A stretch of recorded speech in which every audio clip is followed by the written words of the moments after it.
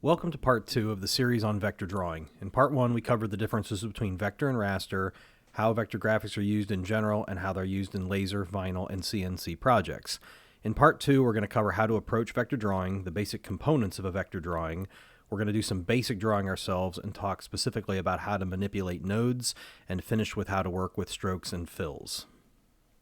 First, we're going to talk about some general ways in which you should approach vector drawing. Most people are familiar with raster drawing because it's what you've been doing since you were a kid with a pen and paper, or crayons, or markers, or whatever else you used. You draw a line, you erase it. You'd redraw part of it you didn't like, you erase it again. You redraw it again until it's something that you actually wanted. And then so on again until you get all the lines in your particular picture right. If you're used to drawing on a computer at all in raster, you actually know you can edit all the way down to individual pixels. So in other words, individual squares that make up an image. So you can actually erase a couple of pixels at a time, draw a few more, erase a few more pixels, and continue to redraw that line until you actually get the shape that you want. And like we said in the last video, it's a little bit different than vector drawing. In vector drawing, you start the same way by drawing a line, or in this case, a curvy line. But instead of erasing parts of the line and redrawing them endlessly until you get what you want, or editing individual pixels, you can actually just grab the nodes and adjust the curves associated with those nodes until you get the shapes that you're looking for. It's a lot more forgiving because you can make as many changes as you want and continue to manipulate that line or object to your heart's content. There are numerous different ways to create vector drawings. You can take the pencil or the freehand tool just like you would on a pen and paper, do your initial drawing, and then adjust nodes and curves and everything from there until you get what it is you want. You can draw lines and shapes with the Bezier pen tool, and then use the nodes to manipulate it into the shape you want.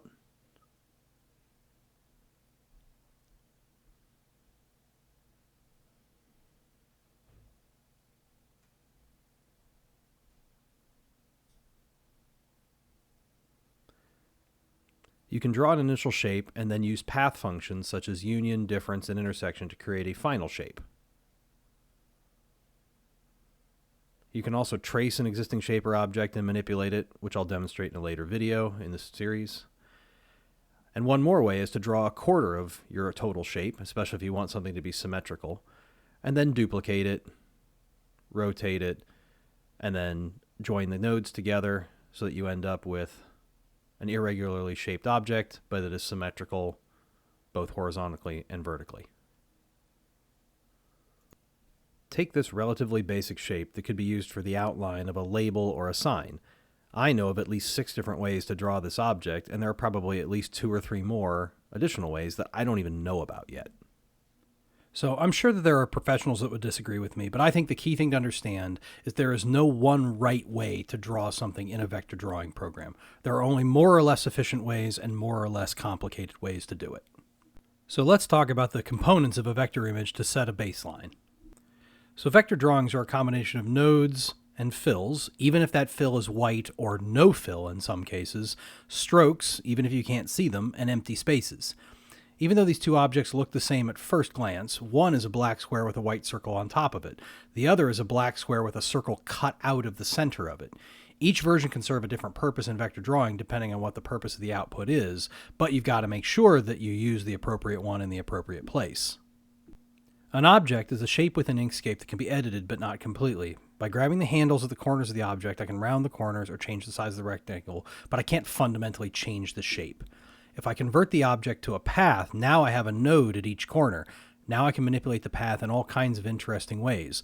I can push and pull the corners to make a completely different shape than the one I started with.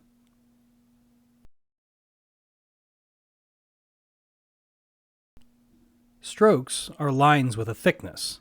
At first, this line is thin, but I can adjust the thickness in the stroke style menu. Even though this now looks like a rectangle, it still only has one node on each end, and it's easy to change the angle and length of the line.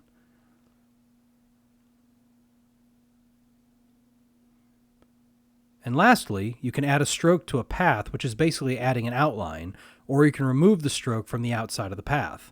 For the purposes of the laser, vinyl, and CNC cutting, only the stroke or the outer line of the path actually matter. So let's now actually do some drawing. During this next section, feel free to pause and rewind the video and try to do a drawing of your own and follow along. So first select the pencil tool. Draw a curved line. Then select the node tool and then select the line you just drew. Go to Path, Simplify, and then play with the nodes. Delete them, move them, adjust the curves, whatever you want to do. Just to get a feel for how it works when you actually move things around on screen. Now zoom into your line, and then work to try to change your line to a really rough circle by moving the nodes around. You can delete nodes if you want to make it easier on yourself so you don't have quite as many that you have to manipulate. But just see how it affects the line every time you move one of the nodes or adjust them or adjust a curve. And you'll kind of give an idea of how you're going to adjust nodes and curves and lines in future drawings.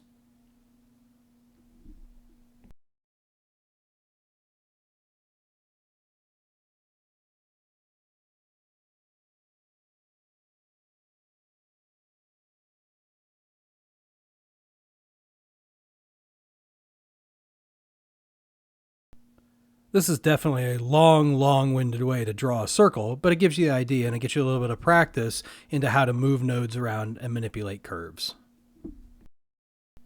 So congratulations, you've done your first vector image. It may be ugly, but it's a start. Next, select the Bezier pen tool from the left side of the screen and draw a straight line by holding Control and click once at the left end of your line, move the mouse to the right end of the line and double click. Select the Nodes tool and then click each node and move it to see the line stretch and change angle. Then click and hold and drag in the middle of the line to see it bend. Now select the Square tool and draw a rectangular object. If your object has a stroke around the outside, go to the Stroke menu and remove it. Select the Select and Transform tool and use the arrows around the shape to resize the rectangle. Notice how it stays the same shape. Now select the Node tool and resize it using the square nodes on the corners. You can basically give your rectangle rounded corners at this point. Now go to the Path, Object to Path menu, and notice our shape now has 6 to 8 nodes around it. Then start to play with those individual nodes. So rather than adjusting an individual rectangle and just rounding the corners of it, you can actually create a very interesting shape from that original rectangle. Next, we'll show you some more specifics about how to work with nodes. When you create an object or path and you select the Node tool, second down from the top on the left, or by using the keyboard shortcut F2, you get a new menu of options at the top of your screen to manipulate nodes. These tools all have different functions. The first red box is used to add or subtract a node. The second is to join two nodes into one or break one into two. The next is to add a line between or remove a line between two nodes. The next is to change the type of node from a hard corner to a rounded corner, symmetrical corner, or an auto-rounded corner. The next can be used to turn a stroke between two nodes from a round to a straight line and vice versa. And the last two are to convert an object to a path or stroke to a path as a shortcut, which you can also do through the Path menu at the top of the screen. You can also use the built-in functions to align nodes to each other by opening the Align and Distribute menu if it isn't open already. This allows you to align nodes vertically, horizontally, or distribute them equally or vertically. Deleting the last shape we used and drawing a curvy line, we can then align the nodes of that drawing horizontally, then distribute them equally.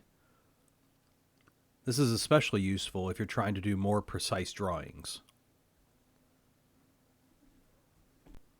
Here are the instructions for you to do some work on nodes on your own, but the following video will also walk you through it. Next, draw a rectangle. If you have the setting turned on, Inkscape will use the last fill and stroke settings for the next object you draw. Strokes and fills are covered in more detail in the next part of this video, so you may have to open the Stroke and Fill menu first. Remove the fill, add a stroke, don't worry about the color for now, then make it 1 millimeter thick. Then select the shape, go to the Path menu, then select Object to Path. This creates nodes on all four corners and lets you do additional manipulation to your new path. You can either hold Shift and click both the upper left and upper right nodes, or you can click outside the shape and draw a box around the two nodes. Then click the Add Node button at the top. Click off of your shape to deselect everything, then click on the middle node that you just created. You can drag the node up with the mouse or use your up arrow key to move the node. Then, using the same selection technique, select the bottom left and bottom right nodes. Click the Symmetrical Curve node to put a curve on the shape. Next, select the upper left and top nodes and change the join type to a curve. See how the handles are now shown for each node. Move the handles around to see how you can adjust the curve. Then select both nodes again and change them to a straight line. Lastly, in this video, we'll show you how to work with strokes and fills. Okay, so if you open Inkscape and you don't already have the fill and stroke menu available on the side here, you can go over to Object, Fill and Stroke. You get the fill and stroke menu, and then you get the fill, the stroke paint, and the stroke style submenus below it. Now you can't do anything in those until you actually have a shape that you can do something with. So draw a quick rectangle, and if you can see, what you've got is a black filled rectangle with a red stroke around the outside edge of it. And so now that we have an object, the menus become active. So you can change the fill. You can make it a flat color or a solid fill, I would call it, a linear gradient, a radial gradient, and some others too. Again, for CNC, laser, and vinyl projects, you're really just going to use the flat or the solid fill color. You might use the others if you're doing some graphic design projects.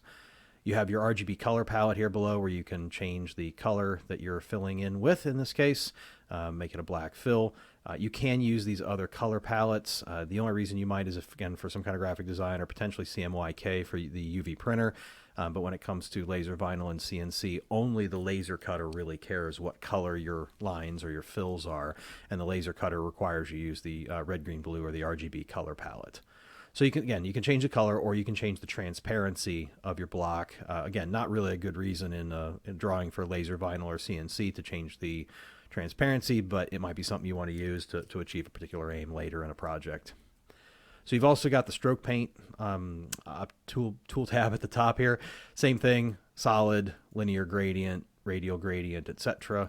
And then you can change the color down here. So just a piece of advice, if you're doing things like on the laser, you're going to have to use very specific colors. So in other words, a stroke on the laser that is 25500, meaning pure red, is a cut line on the laser. In other words, cut all the way through the material. If you want it to just engrave on the outside, you want it to be pure blue, which in this case is 00255.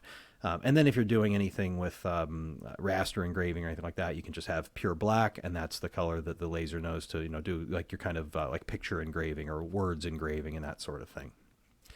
So last but not least is the stroke style menu. This is where you can change the thickness of the line. So right now it's a 1 millimeter stroke. I could change that to 5, and you can see that the thickness of the stroke around the outside changes. You can change whether the outside corners are rounded, chamfered, or square. And if you draw a regular straight line, like I'm going to do right now, you can do some other things like you can add ends to your shape. So you can kind of see it there, but let's go ahead and make it a little bit bigger. You've got a little triangle end on the end of that one, and if I make this a 3 millimeter thick line, it'll actually make the size of the arrow a lot bigger too. So bear in mind though, this isn't actually an object. See, it's still a stroke. It's only got 2 nodes on it, and if I grab one of the nodes, I can move it around and change where I want the arrow to be. Now I can, of course, actually convert a stroke to a path. In other words, take a line, and instead of having just one node at each end of it, actually put a node in each of the 4 corners, again, if it's just a plain line. So you go path, stroke to path, and now what I have is an object where if I select the node selector, I have all kinds of different pieces in here. So I've got a little triangle on the inside, I've got a separate triangle on the outside, and then my line is another separate piece. So something you might try later in a project is actually joining these things back up if you want to do something with them. So I'll hold shift, click the first one, click a second one, path, union. Now 2 of the 3 objects that were on my screen are now joined together. So I'm going to select the other one by hovering over, hold shift and select the other, path, union. Now what I have is an actual triangle object. So now I can actually grab individual nodes and adjust things if I wanted to. So if I wanted to make the triangle bit a little bit different shaped, I could do that. And so I've got a tapered line going into my triangle now.